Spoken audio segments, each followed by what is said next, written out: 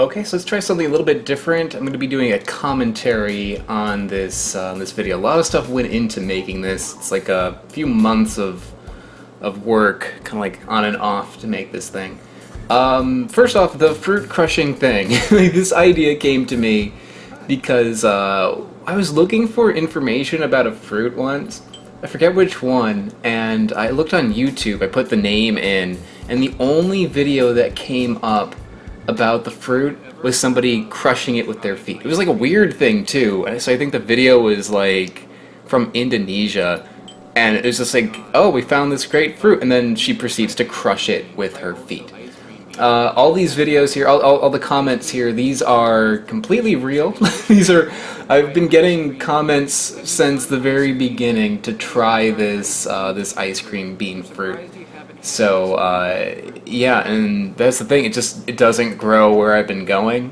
So kind of like the inspiration for me to go to South America just to begin with was actually because so many people were asking me. I mean, it wasn't just for the ice cream bean, but that was definitely one of the big ones contributing to why I went there. I mean, there's a few other things obviously I wanted to try, but the the ice cream bean was like #1 on my list for when I went there.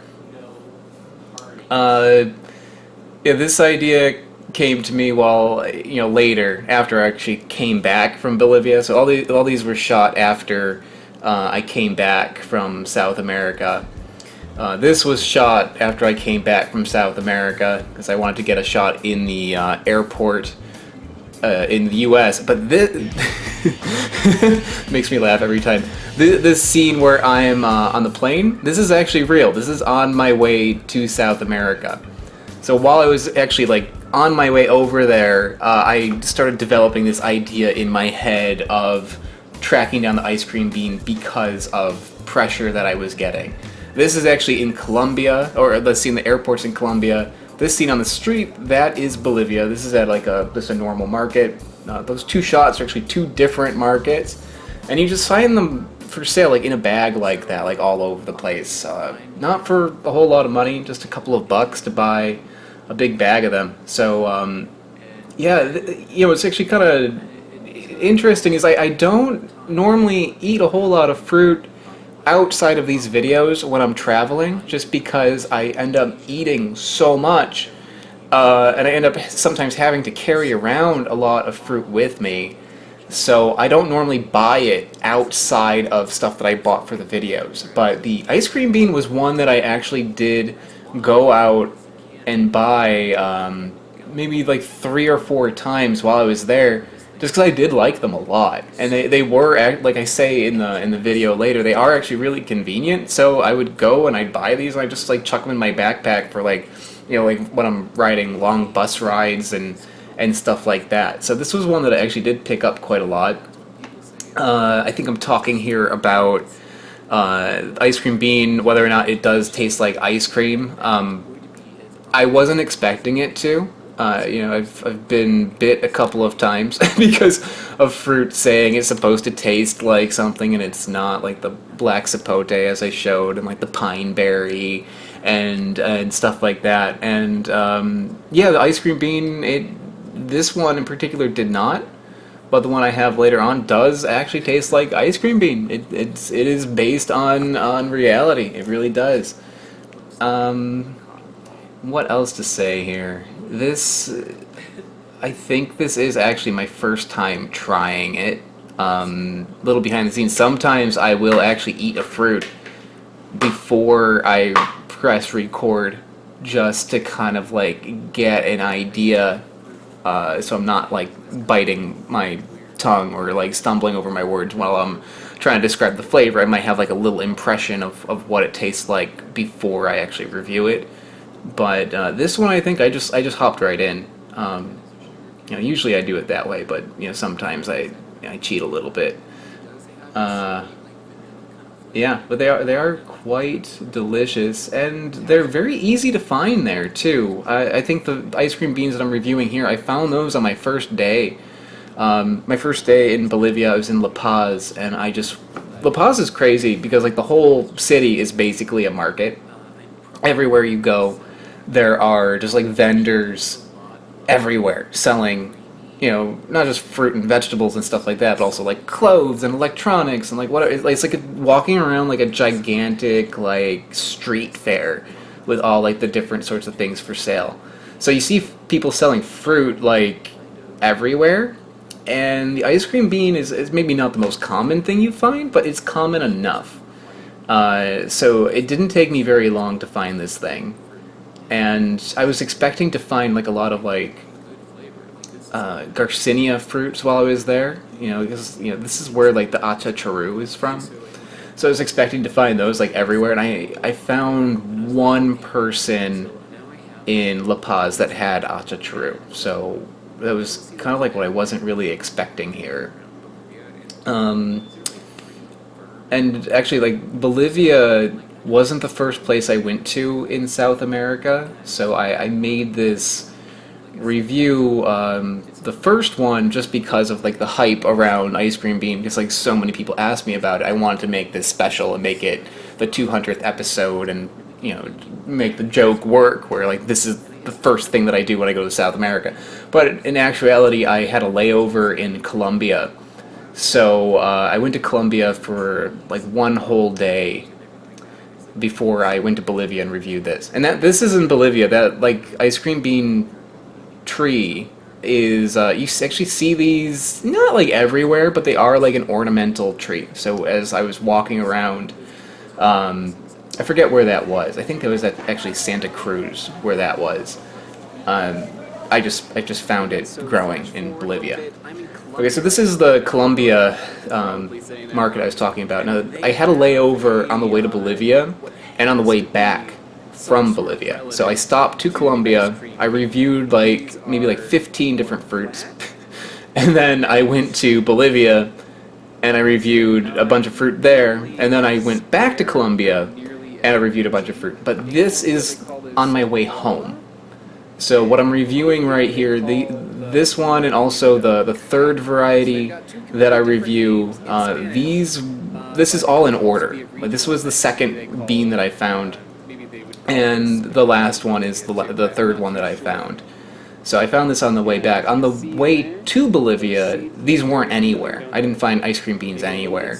But on the way back, I was finding them everywhere. I think like maybe just because like a month, not a month, but maybe like 3 months passed at this point since the first time I went to Colombia. Maybe there was like a change of seasons, or maybe like different vendors were coming in, but I didn't notice these at all on my first day in Colombia when I started the trip, which was maybe like a little bit weird because I went all over the place. I was like all over the place in this market trying to find stuff.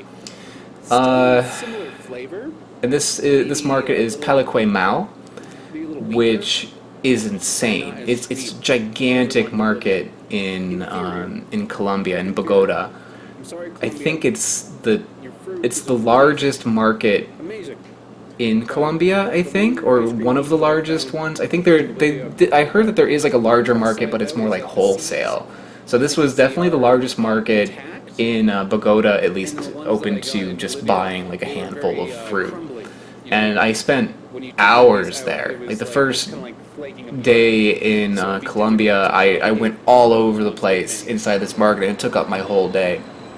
This is on the street in Bogota.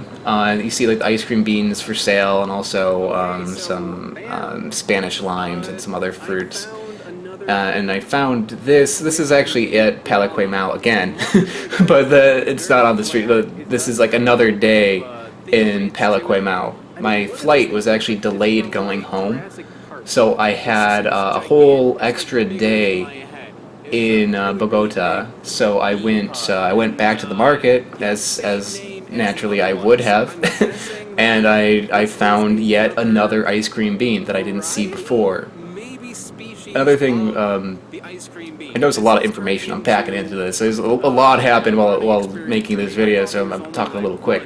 But in this, I'm actually very sick. I got very, very ill while I was in Bolivia, and for like probably almost like a week of my trip, I was just like bedridden. towards the end. Yeah, I don't really talk about it much in the videos, but this is like my first day where I am like not running to a toilet like every 30 seconds. Like I just went to like a doctor and I got like blood test and antibiotics and all this stuff. I was very, very sick with I guess like some kind of food poisoning. And yeah, so I think I hit it pretty well in these. I was maybe overcompensating a little bit.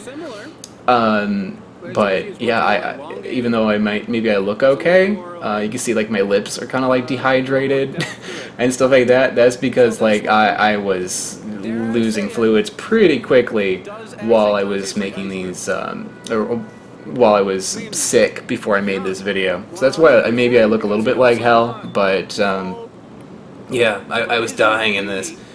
Thankfully, by the time on this day, like I think this is before, I had like one whole day before my flight. By the time I took my flight, like whatever was wrong with me, it was like 90% gone. So it wasn't like a trip from hell flying back. Because flying internationally with food poisoning is like the worst possible thing that can happen to a person. I had to do that when I was in India, and that was like the worst day of my life. So this is, thankfully I had like enough time to just be bedridden in Bolivia to get rid of that sickness that I had. Yeah, and this particular ice cream bean I thought was just so cool looking. You know, this is definitely one of the weirdest looking fruits that I've had.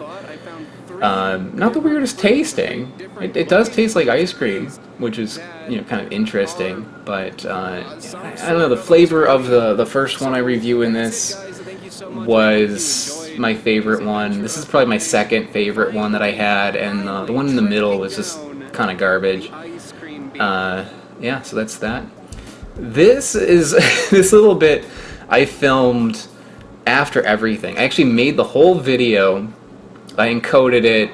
I put it online, unlisted, and I showed it to a couple of friends, and they were like, "You got to do something with your cat. Like you do that in the beginning, and like your video is great. We love it, but you have to do something with your cat just to frame it." So I had just done a run of shows, actually, the street performing. So I was getting like a lot of like tips. So I had all these $1 bills, and yeah, that's what that is. There's 100 on top, but the rest of that, there's like 300 $1 bills in there. And I was just like, that's it. And my cat was like up to no good like, while I was away. Some other ideas I had is I wanted to find a bag of cocaine. Where it's like I came home and my cat is just like sitting on a big bag of cocaine, or I would find a dead body in the shower, or a passed out person in the shower when I got home. But you know, recently I've been getting comments from parents who watch my show with their kids, and I was like, all right, maybe that's a little bit too dark.